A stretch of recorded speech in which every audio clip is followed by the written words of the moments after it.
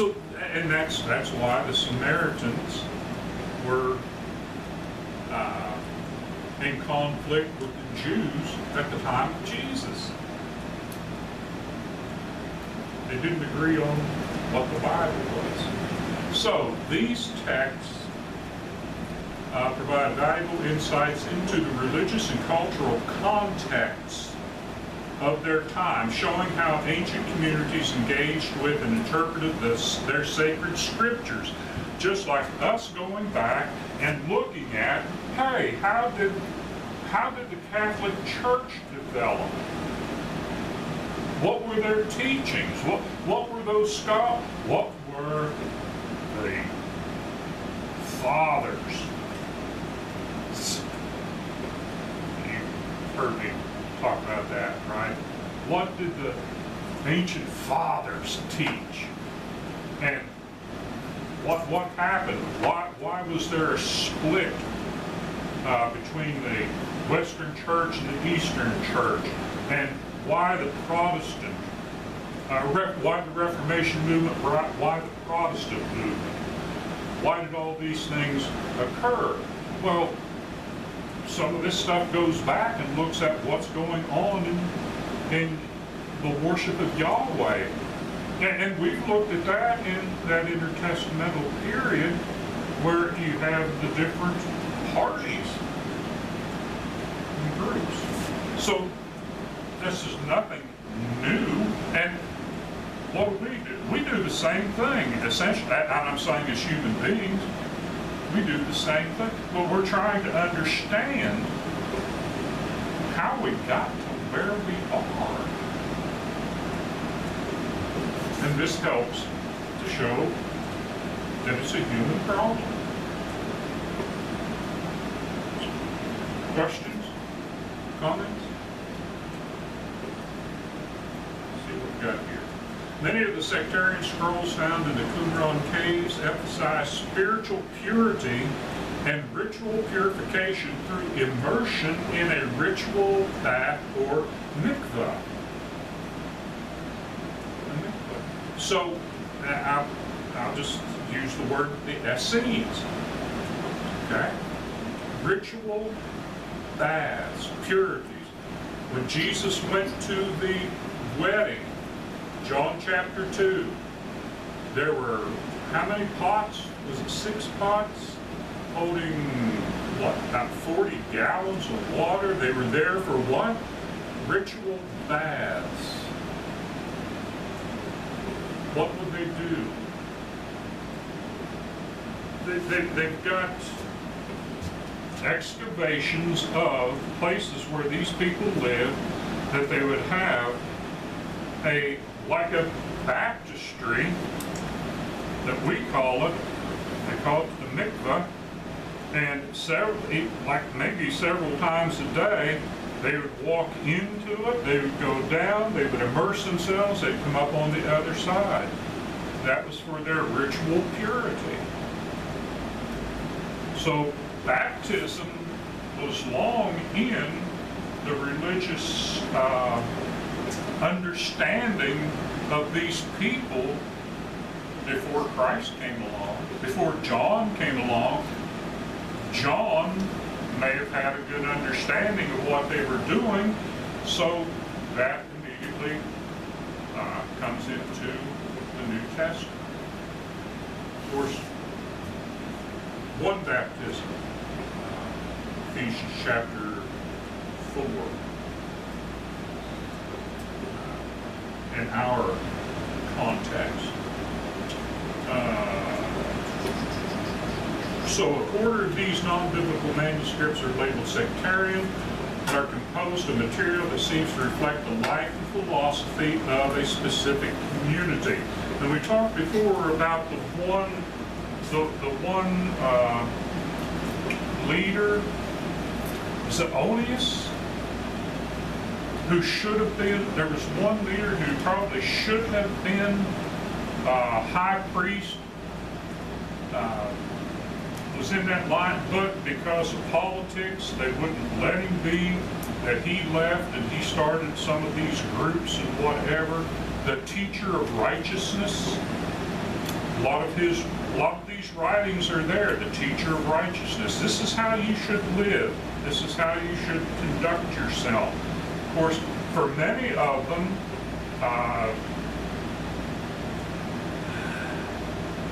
they were kind of like the Shakers. Well, maybe not so much the Shakers as very few women were allowed in their communities. Some did, some didn't, but they had various beliefs, but their beliefs were based on helping to keep themselves pure, away from sin, in that context of the Old Testament writings. Yes. So was that why the Shakers wouldn't have any children? That's why they died out? That again was something that was a personal ideology. It was from a woman. From the woman who was the head of it. That was her. Yeah. Look.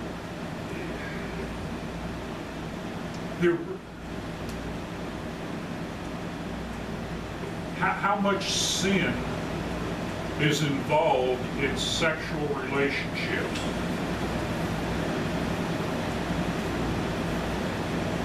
A lot. Right? A lot. So what happens if you withdraw from society? How much have you reduced sin? Will there still be sexual sin? Yeah, but to a very smaller degree.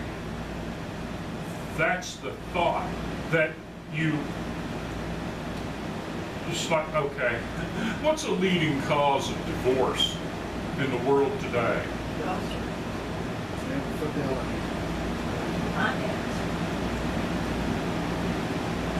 Marriage.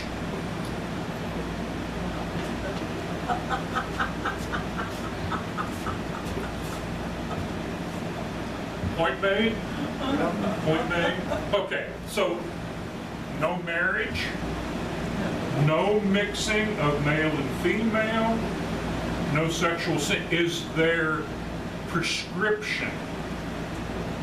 Here's the disease, here's the prescription. Does it work? No. No, look at the Catholic Church. And look at the stories that are told of babies thrown into wells where the priests and the nuns had to get rid of the babies. And now the priests involved in homosexual acts against young men, young boys. Okay. You can see when it becomes an ideology. Well, what's the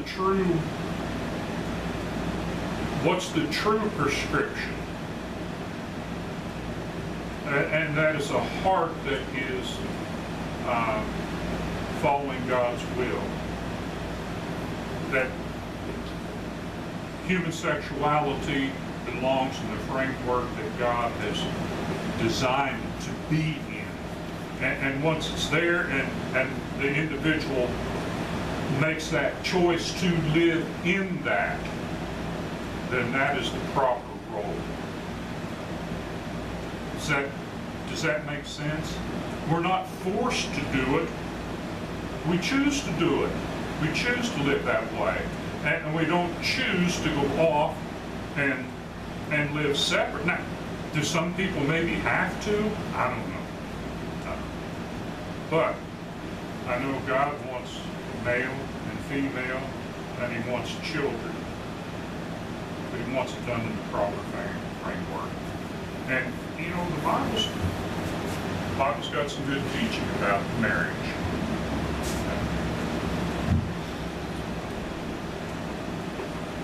Didn't mean to get too far off track on that, but again, this is where they were trying, that they were at least trying, I don't want to, they were living in a fallen world where religion, the organized religion of their time, which is supposed to be the God-given religion, was failing them. And we saw it in the minor prophets. And this was their response to it. I'll withdraw myself from the world. John, to a degree, John the Immerser, did that to a degree. He lived in the wilderness. He didn't go to the temple. He could have. He was a priest. He was a priest of generation. Jesus was different. He ate with sinners. He walked among sinners. See the difference in the two? But God used both of them, didn't he? In fact, God's word was one of them. Does that make sense? Does that help to explain what's going on in this, why these things are so important? Okay. Secondly, these core texts consist of eschatological, biblical commentaries, apocalyptic and liturgical works, and regulations that govern community life. Breaking it down. Eschatological biblical commentaries, eschatology, the end. What's going to happen at the end? We're going to study that next, aren't we? Book of Revelation, that's eschatological. What does the Bible say about the end? End of what? We'll deal with that when we get into the book of Revelation, but let's just know it's the end. They had commentaries on that. Apocalyptic and liturgical works. Apocalyptic. That's the language it's used. Okay? How do they understand it? How do they put it? Liturgical works in their preaching. Here's how you preach. Here's how you deliver this. Here's how you understand this. Regulations that govern community life. Hey, you get your butt out of bed and you pray and you study and you do this and you eat this and you don't eat that and you take your mikvah 3 or 4 times a day, your bath, your ritual bath, and you get out there and you work in the garden and pray 3 times a day like Daniel. Whatever. Regulated. Is it good to have a disciplined life? Well, sure. Is it good for somebody to tell you what to do every minute of the day? No, because then it's not you doing it. It's you responding to somebody else telling you what to do. We need to develop our own discipline based upon what God is telling us. Does that make sense? And I think that's what Jesus would be saying in his teachings in the New Testament. Okay, so the Dead Sea Scrolls were discovered outside, or these are Dead Sea Scrolls discovered outside of the Qumran caves. Remember I told you, Dead Sea Scrolls, Qumran caves, other places that are not Qumran caves, but they're still Dead Sea Scrolls. That's the difference. Wadi Maruba'at. Scrolls from this site date to the era of the Bar Kokhba revolt. That's AD 132 to 135. That was the end of Judah and Israel. AD 70 was the destruction of Jerusalem. There were still pockets of Jews who were fighting the Roman Empire to 135. And in that revolt, they were finally put down. was the end of it. AD 70 is the end of Jerusalem and the temple. That's the end of the Jewish nation. These manuscripts provide valuable insights into Jewish resistance against Roman rule. Nahal Hever scrolls from the Bar Kokhba period, including biblical texts and personal letters. Biblical texts, basically Old Testament texts, but personal letters. As they're writing to one another, here's what's happening. Maybe even, here's how we're going to attack. Oh, things were bad. We just got beat here. You know, they kept going. Even after the destruction of Jerusalem, they believed that God was going to be on their side. And they kept fighting. God told them, no, I'm done with you. You killed my son, that's it. I'm done. You want to be right with me? You accept my son. That's it. So shall all Israel be saved. How's that? Believe and obey the gospel of Jesus Christ. Submit to him. Wadi Eliyah. Hope I'm pronouncing that right. Samaritan Aramaic papyri dating back to the 4th century BC. That's the 300s. 300 BC. Kerbet Murd. This site produced Arabic manuscripts from the 7th to 8th centuries AD. Arabic. And this may be where some of the manuscripts of the Hebrew Bible, but in Arabic, come from. Just information that's there. I remember what was going on in that period of time. The Muslims were taking over.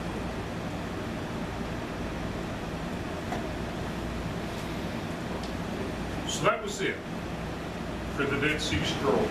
We didn't go into what's in them. If you want to look and study, do some research, and type in, give me a synopsis of the books and the whatever's in the Dead Sea Scrolls, that's fine. I just wanted you to know what's there, kind of why it's so valuable. Do you see why it's so valuable for our understanding the Bible in that period of time? So Lord willing, next week we'll look at the works of Josephus. We'll look at the life of Josephus and the works that he did, give an understanding of that, and we'll kind of be done with the intertestamental period.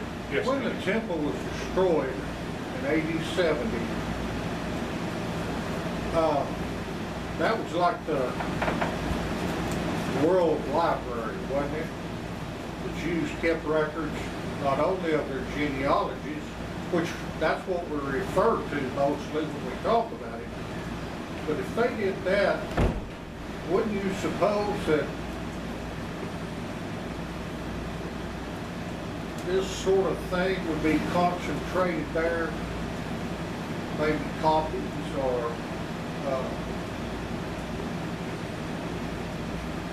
I just can't think that if they went to the trouble to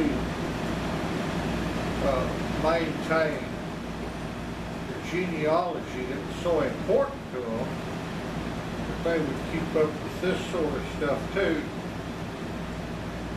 and it was all lost. And I'm not sure if there were genealogical materials there in the Dead Sea Scrolls. The scribes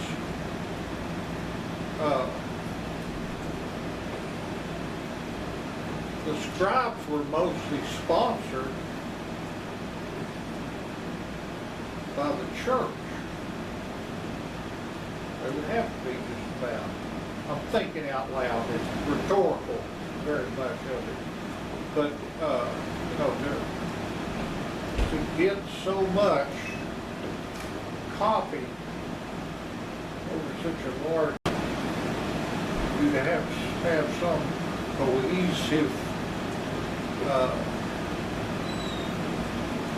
some cohesiveness to keep them together and support them.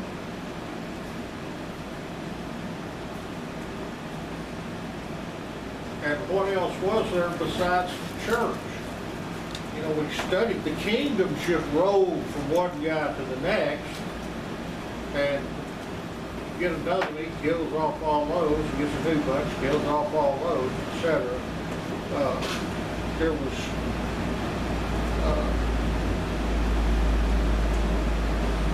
the temple seemed to be the center attraction of,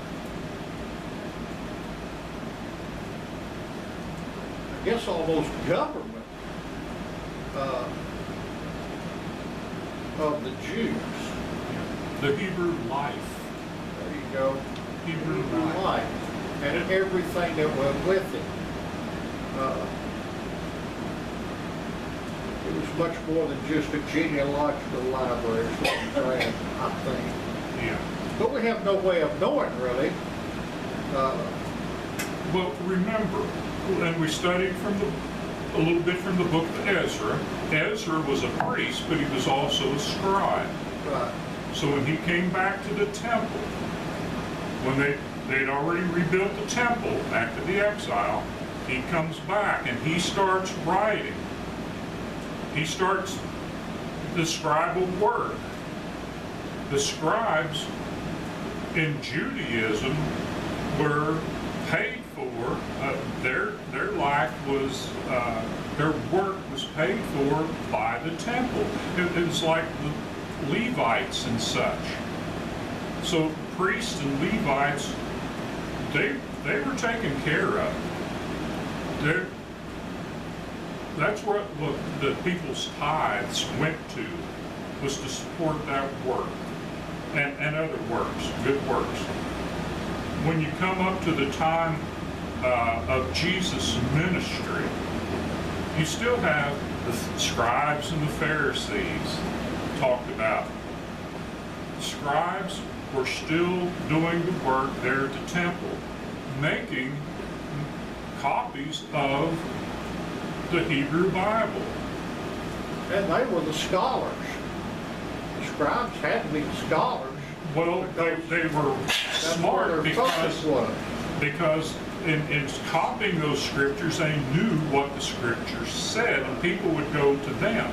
You also have lawyers, the people who would digest and make arguments about it, right? But for the scribes, they got paid by the temple officials to do that.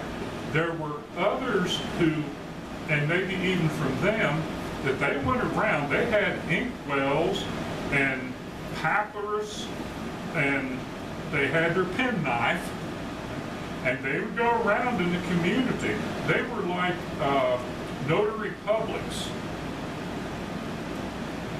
And if you had a legal document that you needed to have recorded, most people didn't know how to read and write. You'd find one of them, and that's how they made their money. They would write it out, seal it, whatever. Here's your agreement. Here's your legal document. And they made money that way also. Then coming into the church period, you have the apostles, some of them writing. You have men like Luke writing. And you probably got a whole host of brethren copying these letters and books and sending them out to others under the auspices, the guidance of the Holy Spirit to do it first. Then once it's formulated, they just keep copying what's formulated. Does that help to make sense? Yeah. But yeah, under the old... That's the same thing I was thinking, you know. There had to be that something to hold them together. Temple, Mayday, you know, to, And it may be that the scribes at the temple were creating these manuscripts, and then the temple, controlled by the Sadducees, could sell those manuscripts and bring money into the temple. I'm not certain on it, but that would be my, it's a probability. that'd be my estimate, knowing what was going on at the temple at that time. Because it was not, I don't want to put it in the negative, it was an expensive proposition to have a copy of the scriptures in a parchment, especially parchment. Okay, we'll end there for today. But I hope that helps to make some things pretty clear. Thank you.